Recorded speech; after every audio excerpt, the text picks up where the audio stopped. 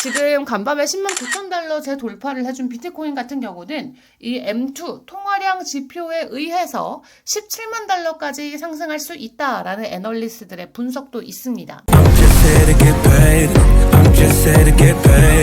네, 여러분 안녕하세요. 7월 3일 파이어 시황입니다. 자, 간밤 뉴욕 증시 다시 한번 신고가 돌파를 했습니다. 또 여기에 코인 시장 또한 추가적인 가격 상승을 보여줬는데요. 비트코인이 10만 8천 달러를 뚫어내고 그 다음에 10만 9천 달러에 언제 도착할 수 있을지 이 부분이 시장에서는 정말 큰 관심사였는데 드디어 오늘 새벽에 비트코인이 10만 9천 달러 돌파에 성공을 해줬습니다. 지난 한 2주 동안 이 중간에 물론 이스라엘과 이란의 전쟁 이슈가 있긴 했습니다만 이 10만 8천 달러 고지에서 지속적으로 저항을 막고 가격 하락이 나왔었죠. 10만 6천에서 10만 8천 달러 사이의 횡보를 일주일 넘게 이어가다가 드디어 오늘 새벽에 10만 9천 달러를 터치를 해주면서 이더리움도 8% 가까이 오르고요. 도지코인 이런 종목들이 오랜만에 7% 이상의 반등세를 보여주고 있습니다. 자, 그렇다 보니까 시장의 분위기는 나쁘지 않은 상황이겠죠. 일단 간밤 뉴욕 증시가 왜 이렇게 또 좋을 수 있었는지, 추가적으로 상승 요인의 재료가 됐던 건 어떤 것들이 있었는지 체크를 해볼게요. 가장 중요하게는 관세 이슈였습니다. 미국과 베트남이 무역협정을 결국 타결을 지었는데 이로써 공식적으로 영국에 이어서 두 번째 국가가 베트남이 됐습니다. 덕분에 증시와 암호화폐가 동반 상승할 수가 있었고요. 이 베트남과 방글라데시까지도 무역협정을 체결했다라는 내용을 가지고 왔는데 구체적인 내용은 곧 공개한다라고 하고요. 베트남 같은 경우는 이번에 새로운 무역협정을 체결하면서 상호관세를 기존 46%에서 20%까지 대폭 낮췄습니다. 이는 인도나 태평양 국가 중에 미국이 무역 합의를 이룬 첫 번째 사례이기 때문에 더욱더 주목을 받고 있고요. 일단 모든 물품에 대해서 20%의 관세를 부과하기로 한 이런 내용, 일단 시장에서는 긍정적인 사례로 풀이를 하고 있습니다. 이 베트남 측에서 이번 협정이 상호적이고 또 균형적인 무역협정이었다라고 이야기를 전해오기도 했는데요. 일단 미국이 하나, 둘 다른 국가들과 함께 무역협정 체결 소식을 전해오면서 일단 시장에서는 해당 소식을 호재로 작용을 시키고 있습니다. 이제 다른 국가들도 얼마 남지 않았습니다. 7월 9일까지 상호관세를 유예해주는 이 기간이 마무리가 되기 때문에 그 안에 어서 다른 국가들도 협상 소식을 가지고 와야 되고요. 스콘 베센트 장관이나 혹은 레리 대변인 같은 경우는 추가적으로 유예될 가능성이 있다라고도 했지만 또 트럼프 대통령이 직접 유예하지 않을 것이다라고 발언을 하기도 했어서 일단 최대한 7월 9일 안으로 주요 국들의 이 협상 소식이 전해져야겠습니다. 다만 시장에서 조금 부담으로 느껴질 수 있을 법한 지표는 바로 이 고용지표가 되겠습니다. 6월에 민간 고용지표가 3만 3천 명 줄어든 것으로 집계가 됐는데요. 2년 만에 처음으로 감소하는 수치가 나왔고요. 그리고 한 달 전에는 이 민간 고용이 2만 9천 명 감소하는 모습이 그때도 포착이 됐기 때문에 이런 노동시장 침체가 본격화되는 것이다. 라고 시장이 지금 풀이를 하고 있습니다. 이 ADP 민간 고용 보고서를 지금 함께 보고 계신데요. 전달보다 3만 3천 명이나 감소를 하면서 예상치에 크게 못 미치는 숫자가 공개가 됐습니다. 5월 민간 고용 같은 경우는 3만 7천 명 증가했고 6월에는 9만 5천 명 증가할 것이다. 이렇게 경제학자들이 예상을 했는데 훨씬 못 미치는 수치가 나왔고 이러한 배경으로는 기업들이 지금 신규 채용을 꺼리고 있다. 이렇게 풀이를 해볼 수가 있겠습니다. 이 퇴직자가 나오면 그 후임을 바로 채용을 해야 되는데 퇴직 이후에 후임을 채용하고 있지 않아서 일자리가 감소하는 것이다. 라고 ADP의 수석 경제학자는 분석을 했고요. 또 여기에 무역 정책의 불확실성으로 기업들이 아직 대규모 해고에는 나서고 있지 않기 때문에 그나마 데이터가 이 정도 선방할 수 있었다라고 이야기를 해볼 수가 있겠네요. 자, 하루 전에 이제 발표됐었던 졸지 보고서를 체크를 해보면 5월에 신규 채용이 11만 2천 명 감소하면서 550만 3천 명을 기록했었는데 졸지 보고서에서도 지금 신규 채용도 줄고 실업자는 증가하고 그리고 실제 6월 민간 고용이 줄어들면서 지금 노동시장 안에서의 침체가 본격화되고 있다라는 시그널이 보여지고 있습니다. 자, 상황이 이렇다 보니까 일단 트럼프 대통령은 기준금리 인하를 빨리 진행하지 않고 있는 파월 연준 의장을 즉각 사임시켜야 된다 또 이렇게 이야기를 합니다. 저번에도 연준 의장을 사임시켜야 된다라고 이야기를 해가지고 그 당시에 증시가 좀 흔들렸었거든요. 왜냐하면 연준은 독자적으로 가는 기관인데 이 정치권에서 연준을 좀 잡고 흔드는 거 아니냐 이런 입장들이 나오면서 그때는 트럼프가 한 발 물러섰었습니다. 한 발 물러섰다가 이제 다시 또 사임을 시켜야 된다 이런 내용들을 과감없이 또 발언을 하고 있는 모습이죠. 이 트럼프 대통령이 지금 제롬 파월 연준 의장의 그 존재 자체를 불편해하고 있는 상황인데 이미 너무 늦었기 때문에 지금이라도 사임시켜야 된다라는 내용을 계속해서 공유를 하고 있습니다. 자, 그런 가운데 피터 쉬프 같은 경우는 트럼프플레이션, 트럼프 때문에 발생하는 인플레이션 이라는 가능성에 대해서 경고의 글을 남겼습니다.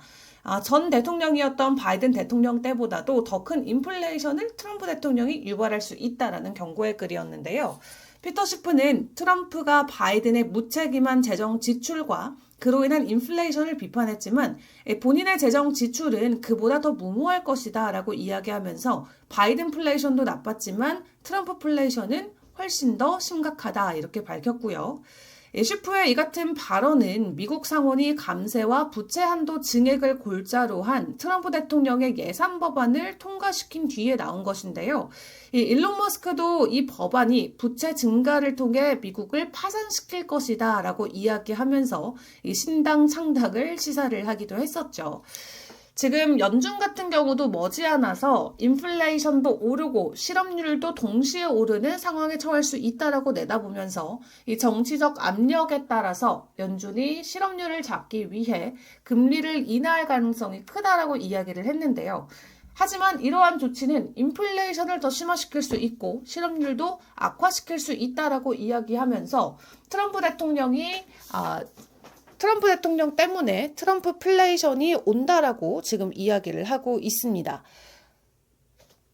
자, 그렇기 때문에 트럼프 대통령의 코인 이슈도 함께 좀 점검을 해보도록 할 텐데, 트럼프 대통령의 가문이 지금 암호화폐 사업으로 자산이 급증되고 있다라는 소식 계속해서 외신 보도를 통해서 전해지고 있는 상황이죠.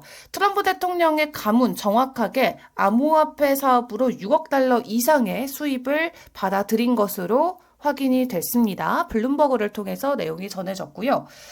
여러 가지 좀 암호화폐 사업들을 직접 진행을 시키고 있고 또 라이센스 계약을 통해서 빠르게 자산을 축적하고 있는 상황인데 암호화폐 산업에서 더욱더 이 트럼프 대통령 가문의 움직임이 더 깊어지고 있습니다. 또 여러 가지 규제 완화 덕분에 지금 트럼프 가문의 암호화폐 벤처 수익은 최소 6억 달러 이상이다라는 추산까지 나오고 있는 상황인데요.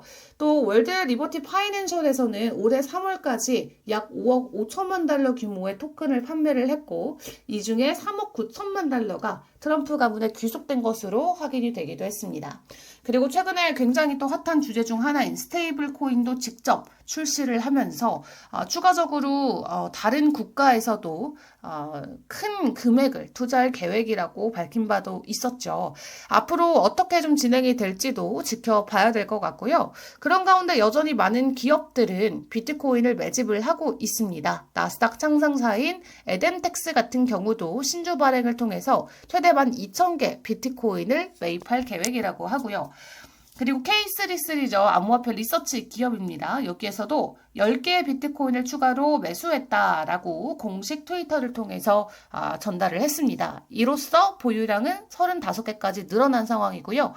비트코인 비추강 강화를 위해서 1,920만 달러 규모의 직접 주식 발행을 완료했다라고 전한 바가 있기도 합니다. 자, 그리고 나스닥 상장사이자 캐나다 핀테크 기업이죠. 모고 이사회에서도 비트코인 매집에 5천만 달러를 투입하기로 했다라고 하고, 지금 간밤에 10만 9천 달러 재돌파를 해준 비트코인 같은 경우는 이 M2 통화량 지표에 의해서 17만 달러까지 상승할 수 있다라는 애널리스트들의 분석도 있습니다. 보통 M2가 이제 선행지표로 비트코인 차트에는 진행이 되고 있는데, 지금 M2 통화량 흐름을 봤을 때 2분기 들어서 그리고 하반기 돼서 M2는 추가적인 상승을 해줄 것으로 보여집니다. 그렇기 때문에 비트코인 같은 경우도 지금 가격에서 추가적으로 상승을 해내면서 17만 달러까지 오를 가능성이 현재 나오고 있는 상황인데요. 그럼에도 불구하고 단기적인 조정이 중간중간에 나올 수 있다는 것은 일단 체크를 해보시면 좋을 것 같습니다. 자, 그리고 알트 쪽에서 오늘 전해졌던 큰 이슈는 바로 리플의 은행 면허 신청 소식이 되겠습니다. 리플이 미국에서 은행 라이센스를 신청을 했는데요. 미국 통화감독청에 은행 설립 허가 신청서를 제출을 했습니다. 왜냐면 이 스테이블 코인 사업을 더욱더 강화시키기 위해서 이 마스터 계좌 승인을 받기 위한 절차에 지금 들어간 것으로 보여지고요. 리플은 XRP, 코인 자체에 대한 사업도 열심히 하고 있지만 최근에는 확실히 스테이블 코인과 관련해서 움직임을 좀 보여주고 있습니다. 지금 리플뿐만 아니라 다른 이제 민간 기업들도 스테이블 코인 출시를 위해서 너도나도 빠르게 움직이고 있는 모습을 보여주고 있고, 솔라나 같은 경우도 지금 ETF, 스테이킹 지원이 되는 ETF 출시가 됐고 상장 첫날에 1,200만 달러의 유입을 보인 것으로 확인이 됐습니다. 자, 그렇다면은 지금 시장 안의 분위기 우리가 한번 파이어 차트를 통해서 점검을 해봐야겠죠. 네, 오늘 비트코인이 추가적으로 반등에 성공을 해줬지만 도미넌스가 크게 오르진 않았습니다. 그 말인즉슨 비트코인뿐만 아니라 알트코인 또한 동반 상승을 보였다, 이렇게 생각을 해볼 수가 있겠고요. 다만 지난 1시간 동안은 일단 70% 이상의 종목들이 하락을 하고 있는 상황이고요. 단기적인 보조지표 같은 경우는 여전히 시장 안의 강세를 강하게 나타내고 있습니다. 다만 조금 더 긴 호흡으로 보는 장기 트렌드 같은 경우는 30% 정도가 상승을 의미하고 있는 가운데 지금 시각 기준으로의 비트코인 움직임도 함께 체크를 해보시죠. 자, 비트코인 같은 경우는 지금 어제였네요. 어제 오후에 롱에 대한 시그널이 뜨고 나서는 파이어라인 위에서 가격 형성이 되고 있습니다. 자, 단기와 장기가 모두 상승 추세를 이어가고 있는 가운데 단기 같은 경우는 저항을 뚫고 다시 내려온 상황이고요. 그리고 추가적으로 단기 저항에 대한 돌파는 지금 11만 달러까지 열려있기 때문에 10만 9천을 돌파하고 11만까지의 가격 상승이 나와줄 수 있을지 주말까지 좀 지켜봐야겠습니다. 다만 이제 미국 증시 같은 경우는 내일이면 휴장에도 들어가기 때문에 그 변동성이 그대로 코인 시장으로 들어와 줄 수 있을지를 함께 점검을 해보는 게 좋을 것 같고요. 이더리움 같은 경우는 비트코인보다 더 큰 폭의 상승을 보입니다. 2배 이상의 상승을 보여줬고, 동일하게 어제 저녁에 롱에 대한 시그널이 뜨고 나서 파이어라인을 크게 웃도는 모습을 보여주고 있죠. 일단 장기에 대한 저항은 확실히 뚫어졌고요. 지금은 단기 저항을 받고 장기 저항 그 안에서 가격 행보가 이어집니다. 2,570달러에서 2,610달러 안에서의 캔들이 만들어지고 있는 상황인데 2,610달러를 돌파하고 거기서 또 새로운 이 캔들을 형성을 한다면 또 추가적인 상승에 대한 채널을 만들 수 있다는 것도 체크를 해보시고요. 리플도 동일하게 이제 오늘 새벽에 조금 늦게 롱에 대한 포지션에 시그널이 떴습니다. 그 이후로는 지금 다시 가격 되돌림이 나오고는 있는데요. 단기와 장기의 저항이 2.27, 26달러 이 부근에 딱 만들어져 있기 때문에 여기에 저항을 뚫고 올라가는지에 대한 여부를 여러분들도 함께 확인을 해보시면 될 것 같습니다. 자, 이렇게 시장의 분위기 하루 만에 또 비트코인이 10만 9천 달러 돌파를 해주면서 기대감을 키워가고 있는데요. 자, 이제 이번 주는 무역 협상 그리고 이 감세, 미국의 BBB 법안이죠. 감세와 관련된 이슈에 따라서 시장 안에서의 추가적인 변동성이 나올 수 있다는 거 체크를 해보시고요. 저는 내일 다시 새로운 이슈들을 들고 여러분께 돌아오도록 하겠습니다.